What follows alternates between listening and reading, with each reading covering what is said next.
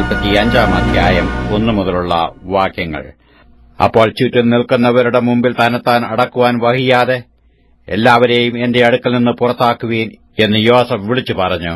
ഇങ്ങനെ യോസഫ് തന്റെ സഹോദരന്മാർക്ക് തന്നെ വെളിപ്പെടുത്തിയപ്പോൾ ആരും അടുക്കൽ ഉണ്ടായിരുന്നില്ല. അവൻ ഉച്ചത്തിൽ കരഞ്ഞു.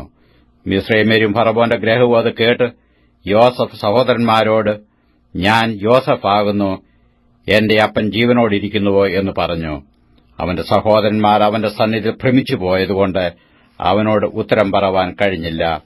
യോസേഫ് സഹോദരന്മാരോട്, ഇങ്ങോട്ടടുത്തു വരുവീനെന്ന് പറഞ്ഞു.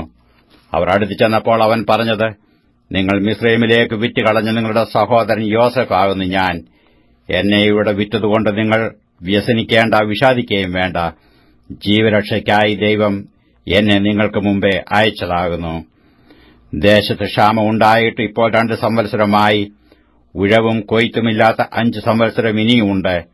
ഭൂമിയിൽ നിങ്ങൾക്ക് സന്തതി ശേഷിക്കേണ്ടതിനും വലിയൊരു രക്ഷയാൽ നിങ്ങളുടെ ജീവനെ രക്ഷിക്കേണ്ടതിനും ദൈവം എന്നെ നിങ്ങൾക്ക് മുമ്പേ അയച്ചിരിക്കുന്നു. ആകയാൽ നിങ്ങളല്ല, ദൈവമത്രേ എന്നെ ഇവിടെ അയച്ചത്. അവൻ എന്നെ തന്നെ ഫറവോനും പിതാവും അവന്റെ ഗൃഹത്തിനും ഒക്കെയും യജമാനനും മിസ്രയീം ദേശത്തിനൊക്കെയും അധിപതിയും ആക്കിയിരിക്കുന്നു. നിങ്ങൾ ബന്ധപ്പെട്ടു എന്റെ അപ്പന്റെ അടുക്കൽ ചെന്ന് അവനോട് പറയേണ്ടത് എന്തെന്നാൽ, നിന്റെ മകനായ യോസേഫ് ഇപ്രകാരം പറയുന്നു, ദൈവം എന്നെ മിസ്രയീമിനൊക്കെയും അധിപതിയാക്കിയിരിക്കുന്നു. നീ താമസിയാതെ എന്റെ അടുക്കൽ വരേണം. നീ ഗോശേൻ ദേശത്ത് പാർത്ത് എനിക്ക് സമീപമായിരിക്കും. നീയും മക്കളും മക്കളുടെ മക്കളും നിന്റെ ആടുകളും കന്നുകാലികളും നിനക്കുള്ളതൊക്കെയും തന്നെ. നിനക്കും കുടുംബത്തിനും നിനക്കുള്ള സകലത്തിനും ദാരിദ്ര്യം നേരിടാതെ വണ്ണം ഞാൻ അവിടെ നിന്നെ പോഷിപ്പിക്കും. ക്ഷാമം ഇനിയും 5 സംവത്സരം നിൽക്കും. ഇതാ ഞാൻ തന്നെ നിങ്ങളോട് സംസാരിക്കുന്നുവെന്ന് നിങ്ങളും എന്റെ അനുജൻ ബെന്യാമീനും കണ്ണാലെ കാണുന്നുവല്ലോ. മിസ്രയീമിൽ എനിക്കുള്ള മഹത്വവും നിങ്ങൾ കണ്ടതൊക്കെയും അപ്പനെ അറിയിക്കണം. എന്റെ അപ്പനെ വേഗത്തിൽ ഇവിടെ കൊണ്ടുവരികയും വേണം. അവൻ തന്റെ അനുജൻ ബെന്യാമീനെ കെട്ടിപ്പിടിച്ച് കരഞ്ഞു. ബെന്യാമീൻ അവനെയും കെട്ടിപ്പിടിച്ച് കരഞ്ഞു. അവൻ സഹോദരന്മാരെയൊക്കെയും ചുമ്മിച്ച് കെട്ടിപ്പിടിച്ച് കരഞ്ഞു.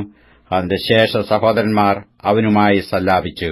യോസേഫിന്റെ സഹോദരന്മാർ വന്നിരിക്കുന്നുവെന്നുള്ള കേൾവി ഫറവോന്റെ അരമനയിലെത്തി. അത് ഫറവോനും അവന്റെ ഭൃത്യന്മാർക്കും സന്തോഷമായി. ഫറവോൻ യോസേഫിനോട് പറഞ്ഞത്, നിന്റെ സഹോദരന്മാരോട് നീ പറയേണ്ടത് എന്തെന്നാൽ, നിങ്ങൾ ഇത് ചെയ്യുവീൻ. നിങ്ങളുടെ മൃഗങ്ങളുടെ പുറത്ത് ചുമട് കയറ്റി പുറപ്പെട്ട കനാൻ ദേശത്ത് ചെന്ന് നിങ്ങളുടെ അപ്പനെയും കുടുംബങ്ങളെയും കൂട്ടിക്കൊണ്ട് എന്റെ അടുക്കൽ വരുവീൻ. ഞാൻ നിങ്ങൾക്ക് മിസ്രയീം രാജ്യത്തിലെ നന്മ തരും. ദേശത്തിന്റെ പുഷ്ടി നിങ്ങൾ അനുഭവിക്കും. നിനക്ക് കൽപ്പന തന്നിരിക്കുന്നു. ഇതാകുന്നു നിങ്ങൾ ചെയ്യേണ്ടത്. നിങ്ങളുടെ പൈതങ്ങൾക്കും ഭാര്യമാർക്കും വേണ്ടി മിസ്രയീം ദേശത്തുനിന്ന് രഥങ്ങൾ കൊണ്ടുപോയി നിങ്ങളുടെ അപ്പനെ കയറ്റിക്കൊണ്ടുവരേണം. നിങ്ങളുടെ സാമാനങ്ങളെക്കുറിച്ച് ചിന്തിക്കേണ്ട. മിസ്രയീം ദേശത്തെങ്ങുമുള്ള നന്മ നിങ്ങൾക്കുള്ളതാകുന്നു. ഇസ്രയേലിന്റെ പുത്രന്മാർ അങ്ങനെ തന്നെ ചെയ്തു. യോസേഫ് അവർക്ക് ഫറവോന്റെ കൽപ്പനപ്രകാരം രഥങ്ങൾ കൊടുത്തു.